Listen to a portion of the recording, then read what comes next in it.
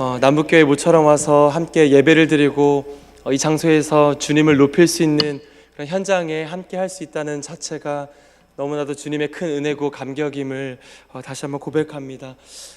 남북교회를 생각했을 때 이 장소는 제가 자라날 수 있었던 소중한 예배의 장소였고, 또한 영적으로 성장할 수 있는 귀한 삶의 터전이었습니다.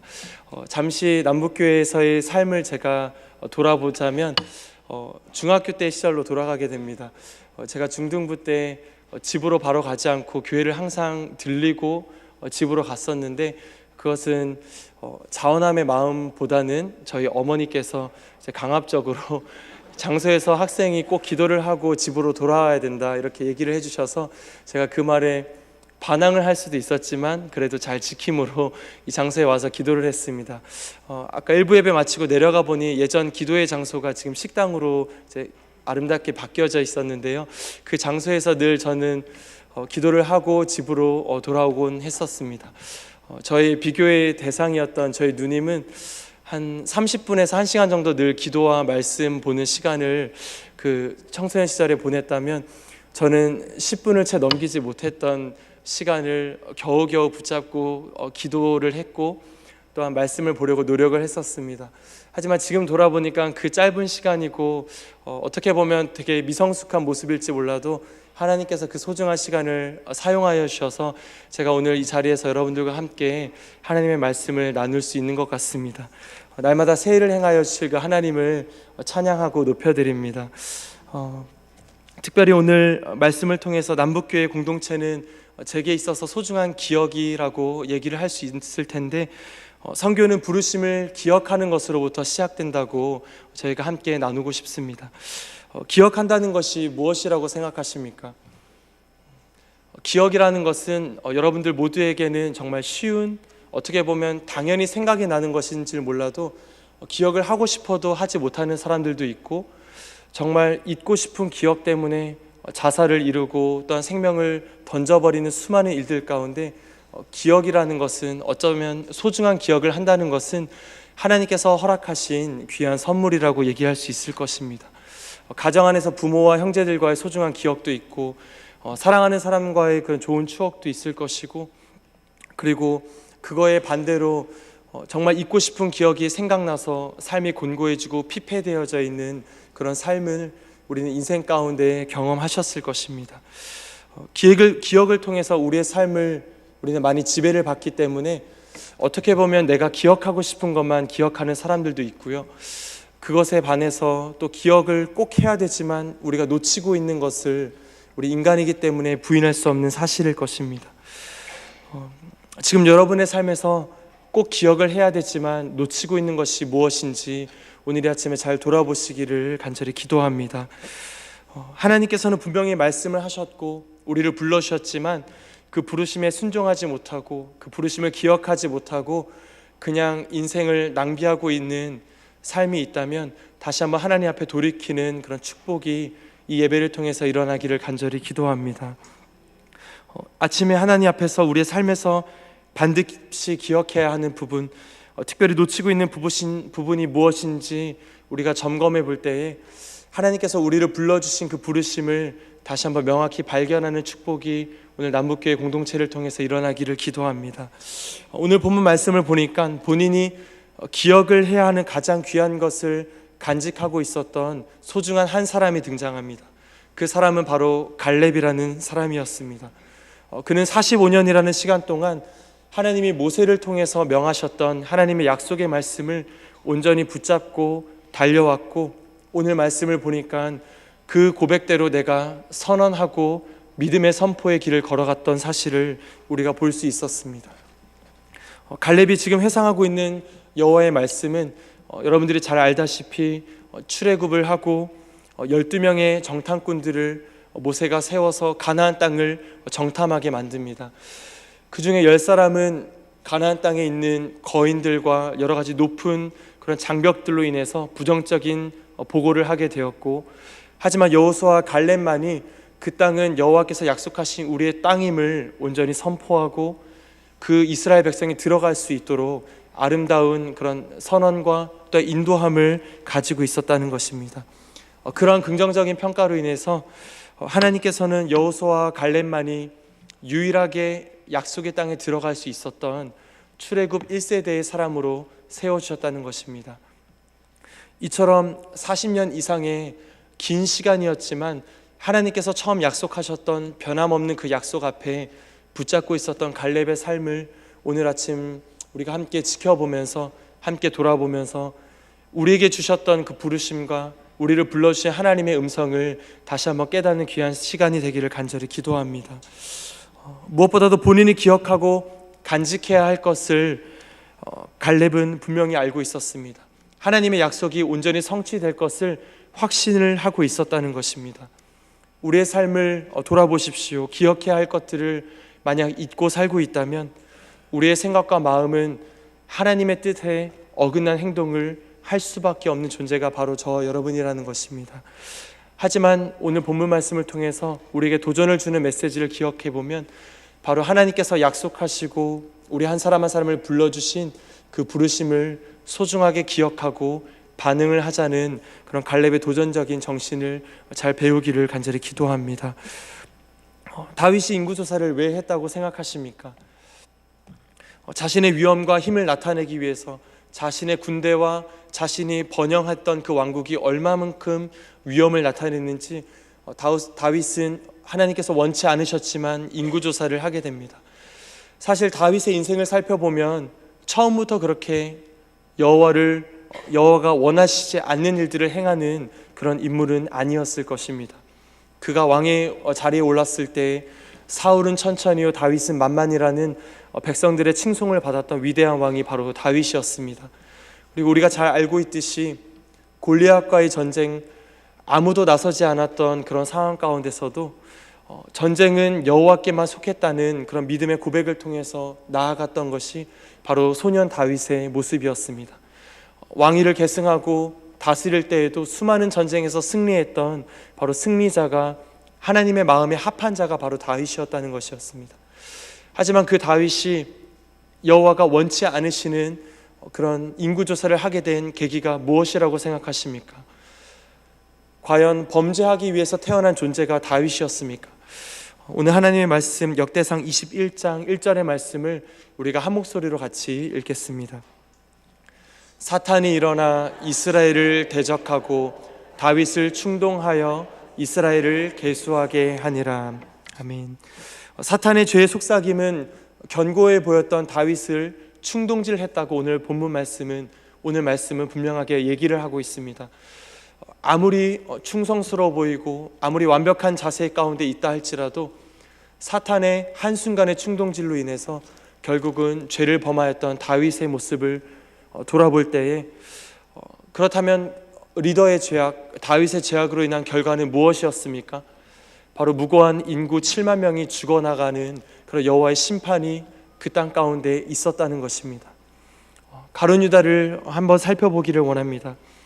가룟 유다를 생각할 때 우리의 기억에는 배신의 캐릭터요, 배신의 아이콘으로 우리가 생각할 수 있지만 분명하게 부인할 수 없는 사실은 가룟 유다는 12제자 중 한 사람이었다는 것입니다.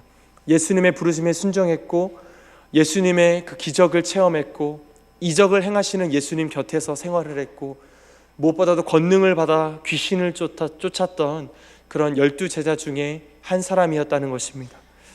하지만 사탄이 한순간 가룟 유다의 마음을 충동질하고 속임을 주고 그 마음 가운데 배교의 마음을 주었을 때에 결국 나약한 인간인 가룟 유다는 예수님을 선택하지 못하고 팔아넘기는 결정을 하게 됩니다. 마태복음 26장 14절의 말씀을 우리가 한 목소리로 같이 봉독하겠습니다. 그때 12 중에 하나인 가룟 유다라 하는 자가 대제사장들에게 가서 말하되, 성경 다른 곳에는 다른 부연 설명은 없지만 지금 읽은 이 말씀에서 그때라는 단어를 한번 집중해서 보십시오. 가룟 유다가 처음부터 예수님을 배교할 자로 부름을 받은 것은 분명 아니었습니다. 그때라는 그 순간 사탄을 통해서 어둠의 마음이 틈타였을 때에 예수님을 넘겨주기로 결정을 했다는 사실입니다. 여기서 우리가 반드시 기억해야 될 사실은 무엇입니까? 여러분의 삶은 충만하십니까? 예배의 감격과 열정이 여러분들 가운데 넘쳐나십니까? 아니면 선교에 대한 동기부여가 너무나도 확실해서 나의 남은 생애를 주님을 위해 드리겠다고 고백하는 것이 여러분 안에 자신감으로 남아 있습니까? 결코 그렇지 않다는 것입니다. 우리의 삶은 지금은 충만하다 할지라도 사탄의 그 어둠에, 그리고 상황과 환경에 우리가 노략질을 당하거나 충동질을 당하면 그저 무너질 수밖에 없는 존재가 바로 저와 여러분의 삶이요 존재라는 것입니다. 그렇다면 영적인 자만함과 교만함에 빠져서 사는 것이 아니라 날마다 하나님 앞에 바로 설 수 있는 그런 발버둥 치는 믿음의 기초가 저와 여러분의 삶 가운데 있어져야 된다는 것입니다. 늘 깨어 있어야 되고 늘 하나님 앞에 바로 서 있어야 하는 그런 기본적인 자세가 바로 하나님을 높이는, 하나님을 예배하는 이 교회 공동체 안에 자리 잡고 있어야 된다는 것입니다. 사탄은 무엇보다도 우리의 생각 속에 들어와서 우리가 기억하지 않아도 될 것을 기억하게 만듭니다. 상처와 연약함과 불의한 마음들과 부정한 생각들을 조장질해서 서로를 헐뜯고 비방하게 하는 존재가 바로 우리를 대적하는 사탄이 하는 일이라는 것입니다. 우는 사자와 같이 사탄은 삼킬 자를 찾는다고 하나님의 말씀을 보니 나와 있습니다. 베드로전서 5장 8절을 우리가 한 목소리로 같이 읽겠습니다. 근신하라, 깨어라, 너희 대적마귀가 우는 사자같이 두루 다니며 삼킬 자를 찾나니. 아멘.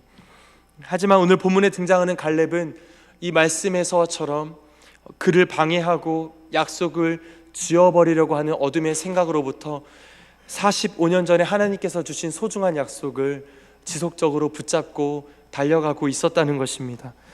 그것은 잊을 수 없는 약속이었습니다. 절대 잊지 말아야 할 하나님의 구원의 사건이 바로 갈렙에게 주셨던 여호와의 말씀이었다는 것입니다. 오늘 읽었던 여호수아 14장 6절의 말씀을 우리가 한 목소리로 같이 읽겠습니다. 그때 유다 자손이 길갈에 있는 여호수아에게 나아오고 그니스 사람 여분네의 아들 갈렙이 여호수아에게 말하되 여호와께서 가데스 바네아에서 나와 당신에게 대하여 하나님의 사람 모세에게 이르신 일을 당신이 아시는 바라. 아멘.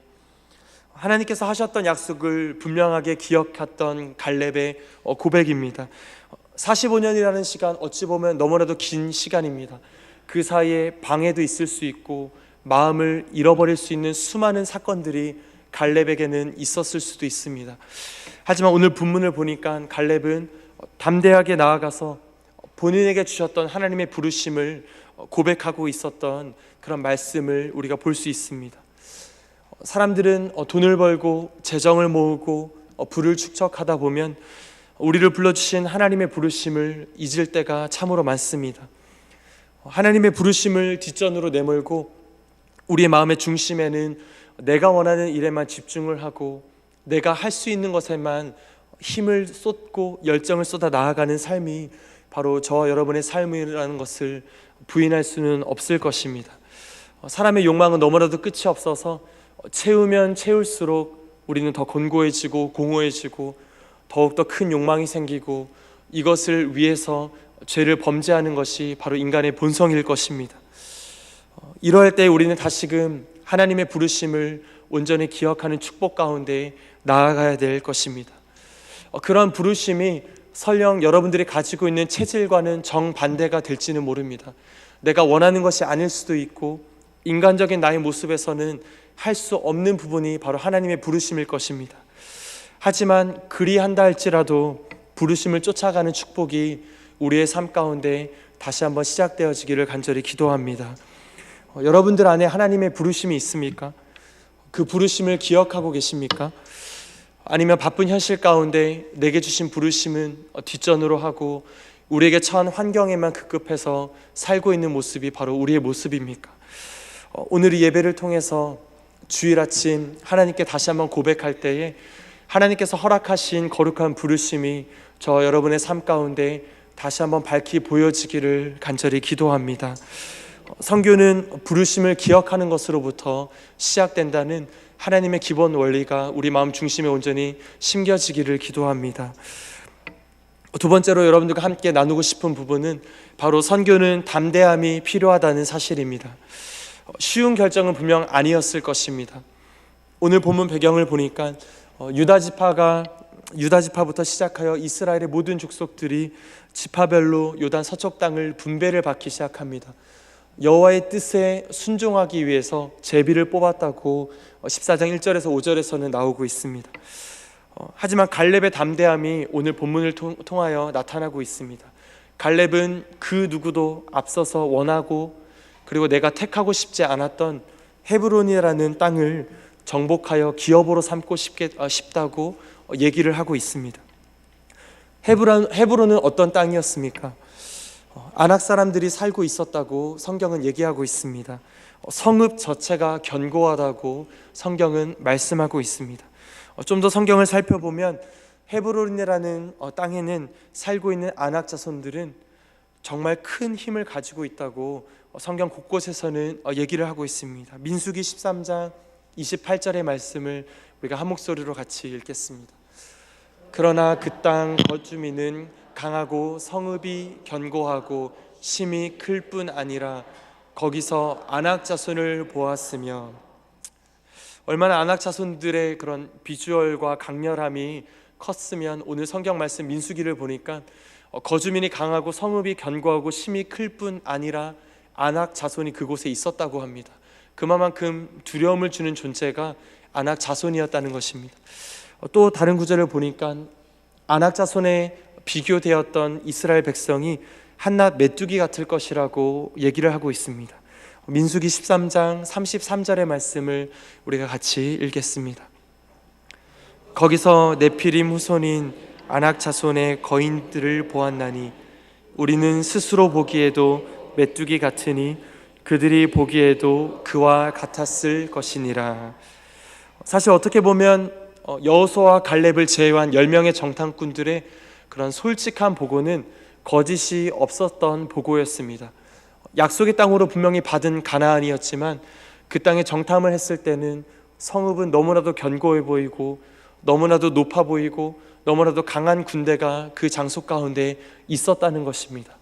그래서 우리는 그 땅을 가면 안 된다는 그런 보고들을 나머지 10명의 정탐꾼들은 했었다는 것입니다.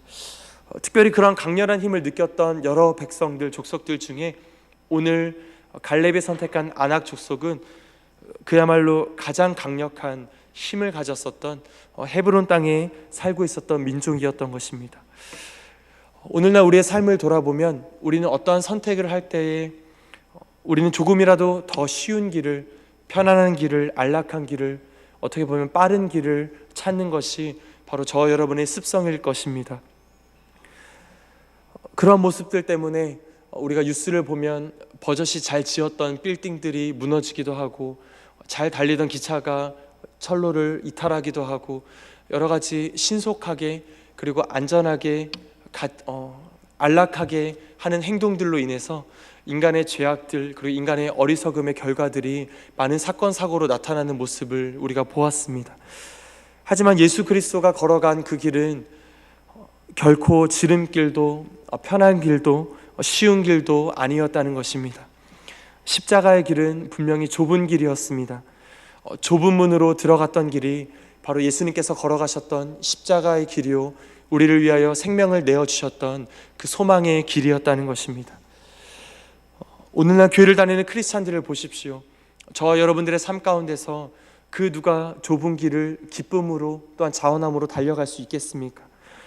세상과 어느 정도의 거리는 두었지만 그 안에서 타협할 것은 모두 타협해버리고 받아들일 것은 다 받아들이고 함께 걸어갈 것은 모두 동행하는 세상과 별반 다른 모습이 아닌 것이 바로 저와 여러분들이 섬기고 또한 예배를 드리는 교회 공동체 안에서 너무나도 쉽게 볼 수 있는 모습이라는 것입니다.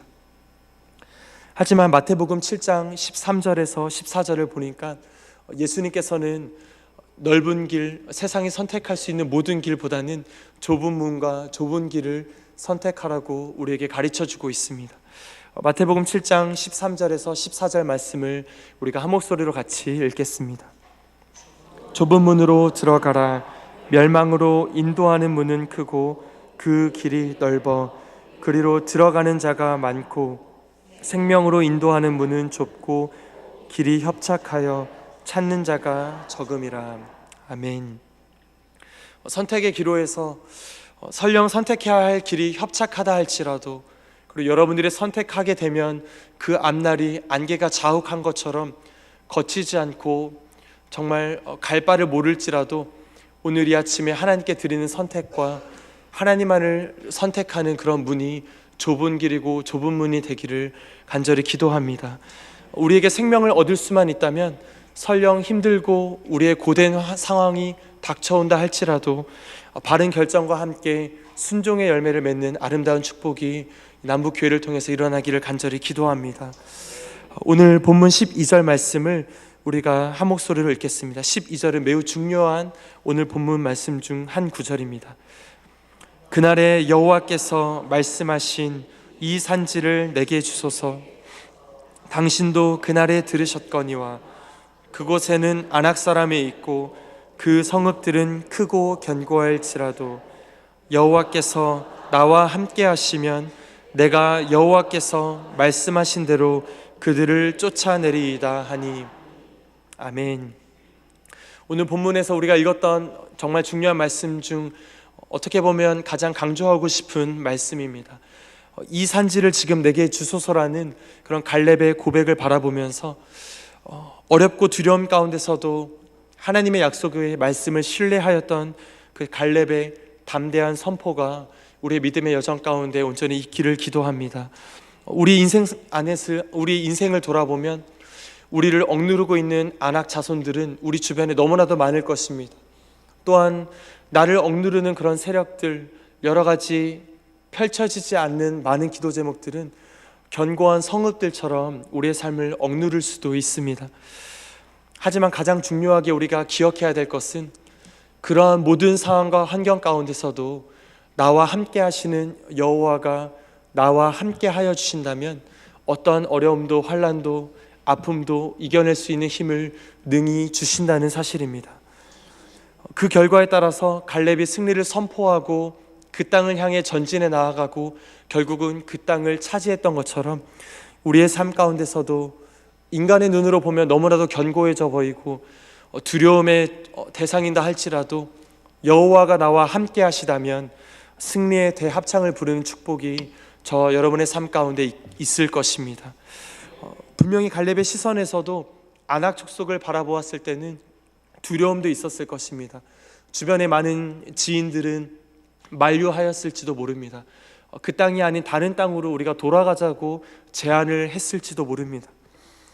하지만 눈에 보이는 그런 견고해 보이는 성읍들, 그것이 중요한 것이 아닌 눈에 보이지 않지만 우리의 힘과 우리의 방패와 우리의 도울 힘이 되신 여호와께서 나와 함께 하시다면 능히 이겨낼 수 있는 그 싸움 가운데 달려갈 수 있다는 것입니다. 하나님의 길은 특별히 선교의 길도 마찬가지입니다. 많은 사람들의 염려와 걱정과 만류가 있다는 것입니다. 여러분들의 결정을 혹여라도 방해받을 수 있습니다. 이런 소리들을 들었을 때에 스스로 타협한다면 그것은 하나님의 부르심에 온전히 순종하지 못하는 길일 것입니다. 분명하게 우리가 기억해야 될 것은, 우리가 지혜가 충만하고 우리가 능력이 있고 우리가 권능을 입었고 우리에게 재정이 있고 우리의 건강이 있어서 하나님의 일을 하는 것이 아니라는 것입니다. 우리가 연약하고 우리가 무기력하고 넘어져 있을지라도 하나님께서 우리와 함께 하신다면 모든 상황과 환경 가운데 이미 승리하신 그 주님의 이름을 선포할 수 있다는 것입니다. 오늘 여러분의 삶 가운데 갈렙의 고백처럼 하나님께서 맡겨주신 그 약속과 사명을 온전히 기억할 때에 다시 한번 담대함으로 정말 힘들어 보인 환경과 상황 가운데서도 기쁨으로 달려가는 축복이 있기를 간절히 기도합니다. 하나님께서 함께 하시다면 형통한 삶이 우리 가운데 있을 것입니다. 하나님께서 함께 하시다면 두려움이 떠나가게 될 것이고 강하고 담대하여질 것입니다. 하나님께서 함께 하시다면 우리에게 거룩한 영향력이 생길 것이고 우리는 하나님의 명령에 순종할 수 있을 것입니다. 하나님이 함께 하신다면 어떠한 상황이, 환경이, 압박이 찾아온다 할지라도 우리와 함께 하시는 하나님을 저버리지 않는 신실한 믿음이 생겨날 것입니다. 세 번째로 여러분들과 같이 나누고 싶은 부분은 선교에 대해 여러분들과 나눌 때에 선교의 시작은 여호와 하나님을 온전히 쫓는 것으로 시작한다는 것입니다. 또한 선교의 완성도 여호와 하나님을 온전히 쫓는 삶을 통해서 우리가 아름답게 마무리를 지을 수 있다는 것입니다. 오늘 본문 14절의 말씀을 우리 한 목소리로 같이 읽겠습니다. 헤브론이 그니스 사람 여분네의 아들 갈렙의 기업이 되어 오늘까지 이르렀으니 여호와를 온전히 쫓았음이니라. 아멘. 오늘 말씀을 보니까 그가 이스라엘 하나님 여호와를 온전히 쫓았다고 성경에서는 얘기를 하고 있습니다. 여러분들은 그리스도를 쫓는 삶이 온전하게 그리스도를 쫓고 있다고 말씀을 할 수 있습니까? 대부분의 크리스찬들을 보면, 그리고 하나님의 일을 섬기는 사람들을 보면 90%, 95%의 헌신을 했을 때 스스로 만족하는 모습을 가질 수가 있습니다. 이 정도 헌신했고 이 정도 주의 길을 걸어갔으면 내게는 이제 찾아올 것은 열매밖에 없다는 생각을 우리는 너무나도 쉽사리 생각할 수도 있습니다. 하지만 하나님의 시선에서는, 하나님의 기준에서는 우리가 온전히 쫓지 않고 100%의 헌신을 드리지 않는다면 그것은 하나님께 온전한 헌신과 의탁을 했다는 표현으로 우리의 삶을 고백할 수 없을 것입니다. 하나님께서는 죄인된 우리를 용서하기 위해서, 구원하시기 위해서 독생자 예수를 이 땅 가운데 보내어 주셨습니다. 십자가에 달려 돌아가시기까지 그 사랑을 우리에게 보여주셨습니다.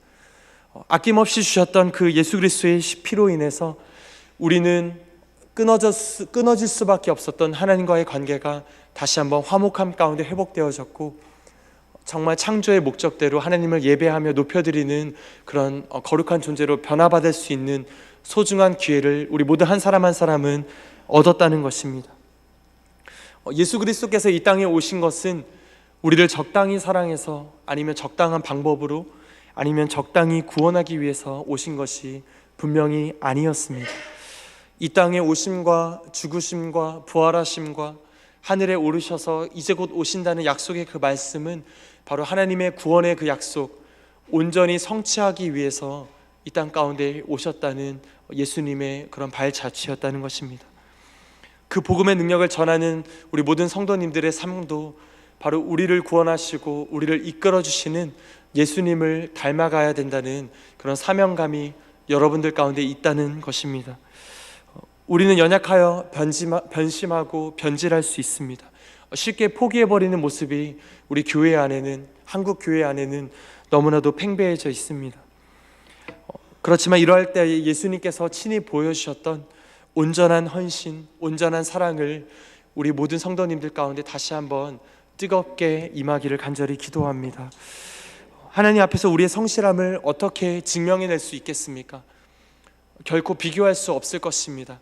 하나님은 천년 만년 변하지 않는 하나님의 말씀과 하나님의 능력과 하나님의 사랑으로 우리를 다스리고 계시지만 우리는 수시로 변하는 연약한 인간이기 때문입니다. 하지만 우리가 할 수만 있다면 그 신실하신 하나님 앞에 온전히 주의 길을 쫓는 아름다운 고백과 아름다운 헌신이 하나님 앞에서 세워질 때에 하나님께서는 우리를 붙들어 주시고 주의 길로 인도하여 주신다는 사실입니다. 예수님이 요구하시는 성도의 온전함이란 하나님의 의지에 전적으로 순종하려는 그런 적극적인 자세로부터 시작할 수 있을 것입니다. 우리 스스로가 완벽하다는 생각을 버릴 때에만 우리는 부족하지만 완벽하신 하나님께서 나를 건져주실 때에 이 길을 걸어갈 수 있다는 고백이 우리 마음 깊은 곳에서 시작될 수 있다는 것입니다. 영적인 교만함과 영적인 자만함과 우리의 삶의 자고함을 모두 내려놓고 하나님 앞에 다시 한번 겸비함으로 나아가는 축복이 있기를 간절히 기도합니다. 히브리서 12장 2절 전반부를 보니까 우리가 익숙한 말씀입니다. 믿음의 주요 또 온전하게 하신 이 예수님만을 바라보자는 하나님의 그 말씀입니다. 바로 이것이 우리가 지켜 나아가야 할 하나님의 거룩한 소명이요 하나님께서 허락하신 아름다운 사명일 것입니다. 오늘 이 아침에 귀한 시간을 통해서 우리가 갈렙의 믿음의 선언, 갈렙의 믿음의 길을 우리가 보았습니다. 하나님의 선교는 온 우주 만물 가운데, 그리고 모든 사건을 통해서, 그리고 오늘날 이 시대의 수많은 사건과 교회들의 노력을 통해서 지금도 일어나고 있습니다. 하나님께서는 지금도 일하고 계시다는 사실을 우리가 부인할 수 없을 것입니다. 그렇다면 우리의 삶이 하나님의 거룩한 선교와 하나님의 부르심 가운데 어떻게 쓰임받을 수 있을지 다시 한번 돌아보며 점검하며 하나님을 선택하는 축복의 길이 있어져야 된다는 것입니다. 각자의 삶의 영역은 다르고 하는 일들은 틀리지만 우리에게 맡겨주신 사명과 소명을 기억할 때에 우리는 하나님의 아름다운 도구로 열방과 세계를 변화시키는 거룩한 도구로 쓰임받을 수 있다는 것입니다. 하나님의 뜻에 충성하며 하나님의 의만 구하는 성숙한 믿음이 오늘 이 예배를 통해서 선교주일과 장학헌금 여러 가지 부분으로 작정하는 모든 순간순간을 통해 하나님께 아름다운 헌신을 드릴 수 있는 교회 공동체로 자라나기를 간절히 기도합니다. 말씀을 마치며 무엇보다 디모데전서 1장 5절의 말씀을 통해 이 시대 한국 교회와 또한 우리에게 주시는 하나님의 말씀을 기억해 보기를 원합니다. 청결한 마음을 회복하기를 간절히 기도합니다. 선한 양심을 갖기를 간절히 소원합니다.